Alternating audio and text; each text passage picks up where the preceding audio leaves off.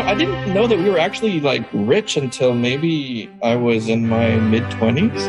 Sometimes they just think about buying like a house and they just sign a check and they buy it, or they want to buy a car and they pay in cash, I didn't understand what leasing was until I was in university.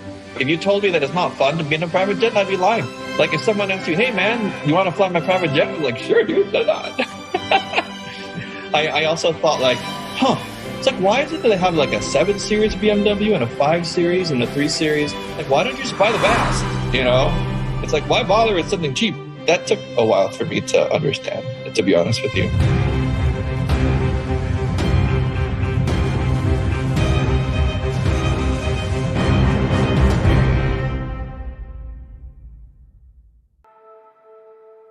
Manusia adalah spesies yang unik. Mungkin secara sepintas, kita menganggap otak yang besar dan daya intelektual yang tinggi adalah sesuatu yang membuat kita istimewa. Namun, keunikan manusia yang paling utama adalah kemampuan kita sebagai spesies untuk membangun sebuah kesadaran kolektif, untuk membangun sistem. Mulai dari sistem suku, agama, birokrasi, kerajaan, kapitalisme, demokrasi, pasar saham, bahkan media sosial. Sistem diciptakan secara kolektif. Namun ironis, dalam sebuah sistem selalu akan ada mereka yang berada di atas dan mereka yang berada di bawah. Ada yang kaya, ada yang miskin. Ada yang populer, banyak yang tidak. Dan semua manusia yang berada dalam sistem tersebut akan selalu menjadi bagian dari perlombaan untuk mencapai puncak. Menjadi yang paling berkuasa, menjadi yang paling kaya, menjadi yang paling populer, dan berharap menemukan bahagia di sana. Kalimat klise, uang tidak membawa kebahagiaan, terdengar sangat naif. I went to Stanford and I grew up in a lot of very good schools in San Francisco.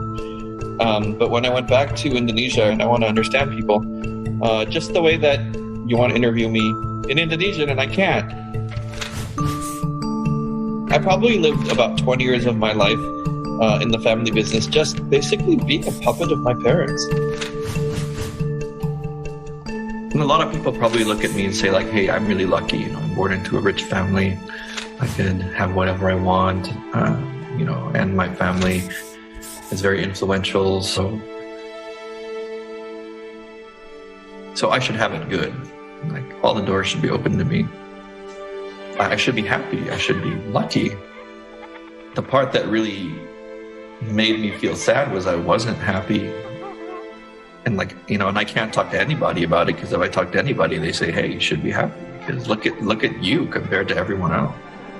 One of the things that's hard about being in a family that has, a lot of status and power is that you can't really talk to anybody, because you're told that you have to be careful, it's lonely actually being in this position.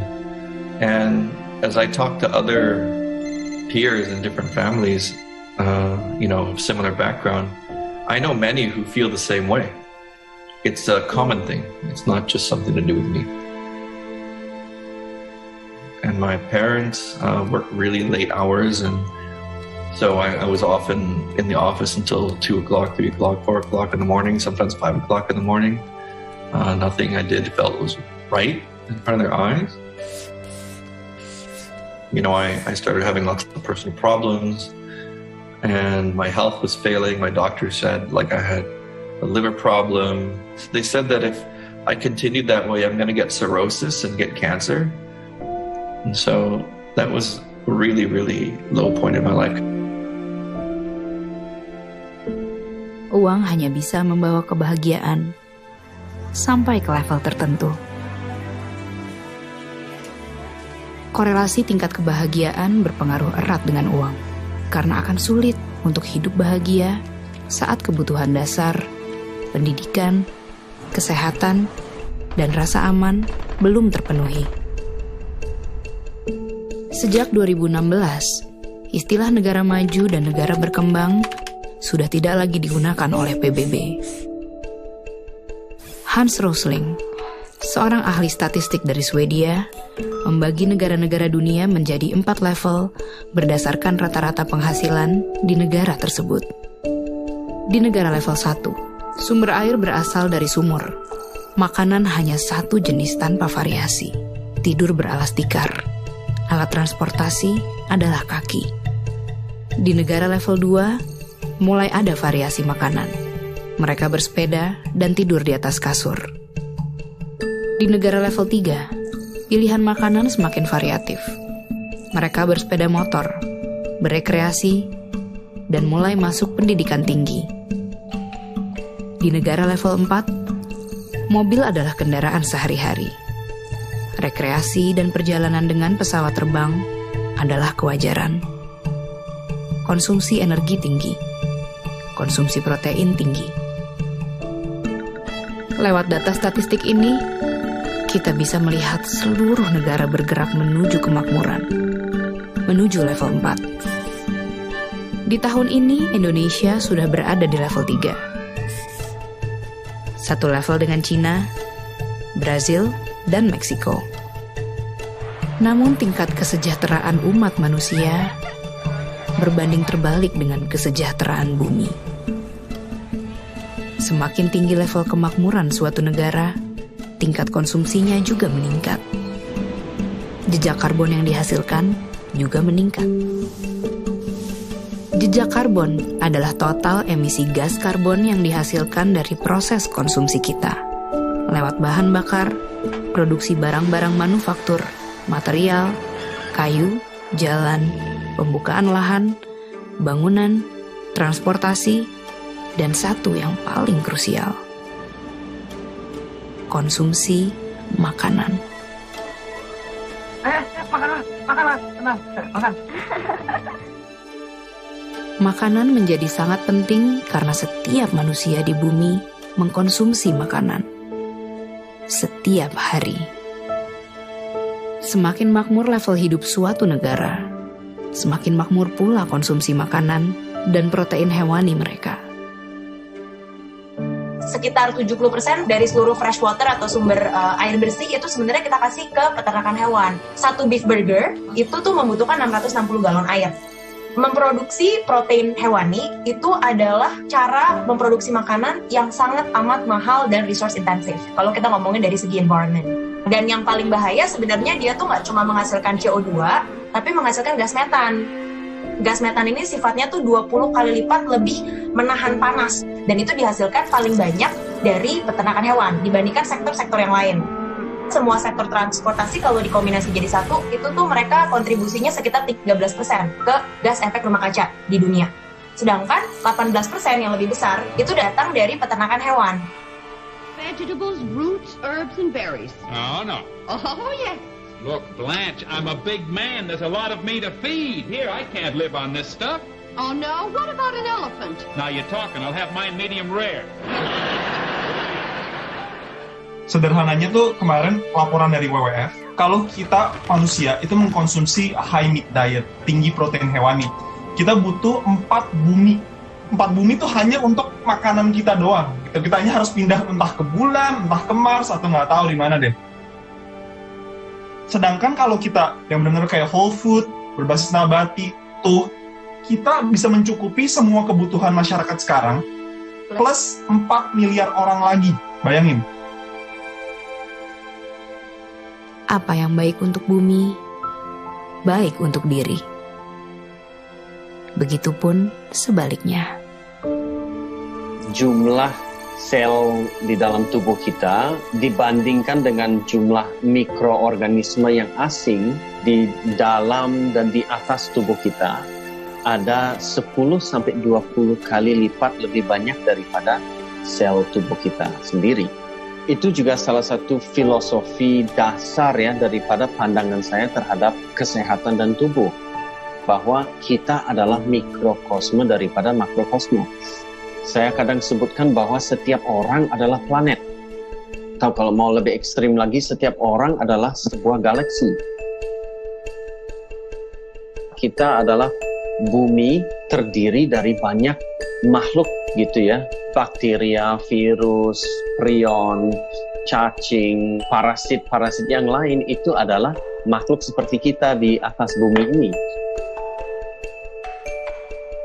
Makanya kondisi bumi akan selalu dicerminkan di dalam tubuh kita.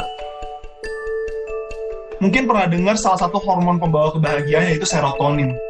Serotonin itu banyak orang berpikir itu diproduksi di otak kita. Tapi ternyata 90% dari serotonin atau hormon pembawa kebahagiaan itu diproduksi di dalam pencernaan kita. Yang bahan bakunya adalah serat. Yuk kenal dulu karo jagat aliting dewi. Kita kenal dulu sama dunia kecil yang ada di dalam diri kita sendiri. Jagat besar ini adalah yang di luar diri kita. Ternyata semua ini adalah satu. Kepahaman itu bahwa kalau semuanya ada satu, ngapain harus ribut? Kita melawan ABCD. Lawang itu adalah bagian dari diriku. Mengerti diri dulu, mawas diri dulu. Sektor peternakan kan berkontribusi 18% nih ke seluruh emisi gas efek rumah kaca. Kalau itu hilang 18%, kita tinggal mengurangi sedikit lagi karbon untuk bisa menyelamatkan bumi sampai masih dalam batas yang bisa ditinggali oleh manusia dengan nyaman. I was working in a job where every 2 weeks I would get sick. And I think it was just my body telling me, like, I don't want to do this. And so I left the company.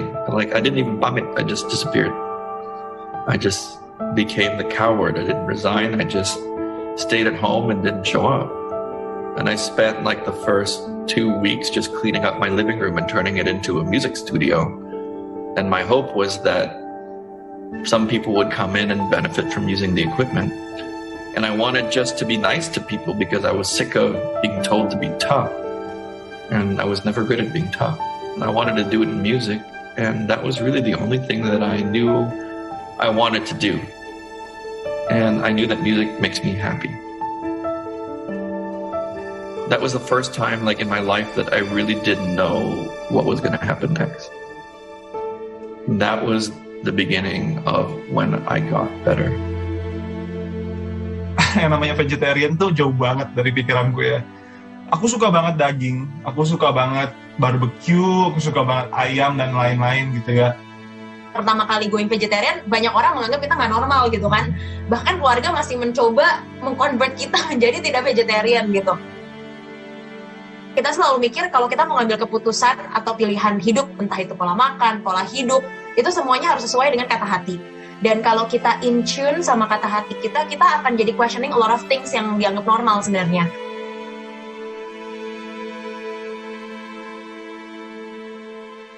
I was always listening to my parents in my mind. I was listening to my logic. Now I listen to the quiet voice. But it's a very soft voice. It never screams. It's a quiet voice. Suara hati itu dia berdiri sendiri dan dia ngeluruk tanpa bolong. Dia nggak punya rombongan.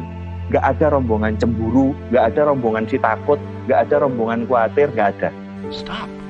Just look at the mess you've made. Dan suara hati ini selalu tepat. Jawaban dari alam semesta yang murni, yang tidak difilter dengan pikiran kita. 3 years of faith with my heart, but I know now that there's a chance that I could make a living from that. And that wouldn't have happened if I wasn't listening to my heart and recognizing that if I do, then for sure miracles happen. Very clear. And then my parents, they don't say anything and suddenly they show up at the concert. Within 3 years, our team won 3 Emmy Awards. We won Best Pop Album. We won Best Jazz Album. We won Best of the Best. Ini kan perjalanan tok. Nerimo ing pandum, menerima apa yang sudah ada dan diberikan dan terberikan untuk. Bersyukur itu adalah sikap seperti itu, nerimo. Kita bersyukur untuk segala sesuatu. bukan pasif. Banyak orang, ya sudah ini kita nerimo, ada orang buang sampah, kita buangin kalau perlu. Apa yang setidaknya kita bisa lakukan, kita lakukan. Asal kita tetap mengacu sama sebenarnya pola makan nenek moyang kita. Sebagian besar itu berbasis nabati, dan kita nanti akan bilang 90% ke atas idealnya, dan sisa 10%-nya itu masih protein hewani. Ini masih menjadi pola makan planetarian, ya, bukan vegetarian, bukan vegan, bahkan kita nggak usah ngomongin plant-based, tapi kita ngomongin pola makan ramah lingkungan. Pola makan planetarian. Ini tuh sebenarnya pola makan yang sesuai dengan anjuran dari climate change scientist. Kita actually bisa mereverse climate change dengan mengganti pola makan kita secara kolektif. Sebenarnya kuncinya nggak apa-apa dilakukan imperfectly, tapi dilakukan collectively.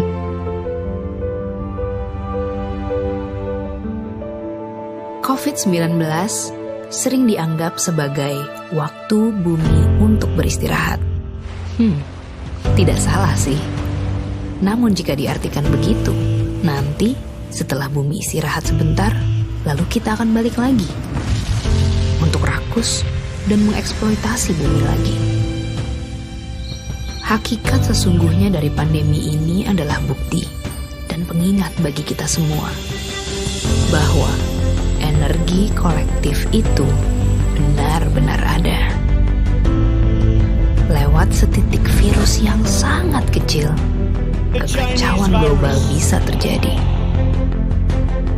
Lewat setitik perbuatan kita, baik yang dilakukan dengan penuh kesadaran maupun yang teledor, sekecil apapun itu, akan punya efek bola salju yang sangat nyata bagi semesta ini.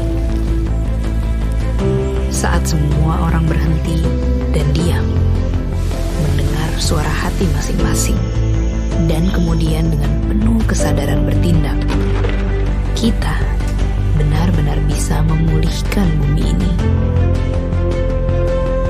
Kesembuhan bumi itu benar-benar nyata kalau setiap orang mau untuk ikut ambil bagian di semua bidang kehidupan setiap hari. Kita hanyalah setetes air di samudera, hanya setitik debu kosmik.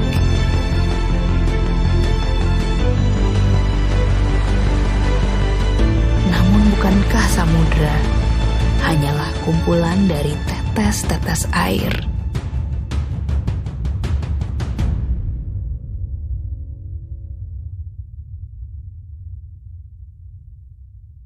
Ibu bumi, Bapa angkasa, mangku bumi, mangku angkasa, ingsun ngadeg setengahing jagat, manunggaling kawula Gusti.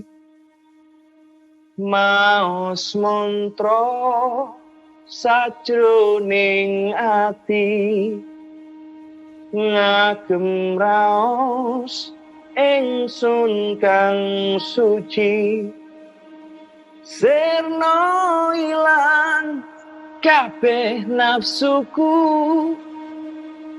manembahku ibu bumi.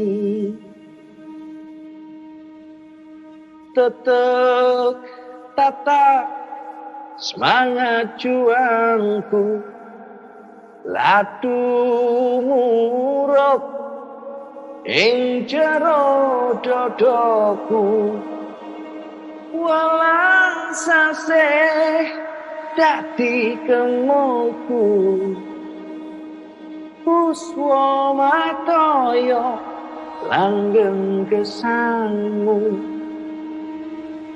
Ingsun ngadeg setengahing jagat, manunggaling kawula Gusti. Gusti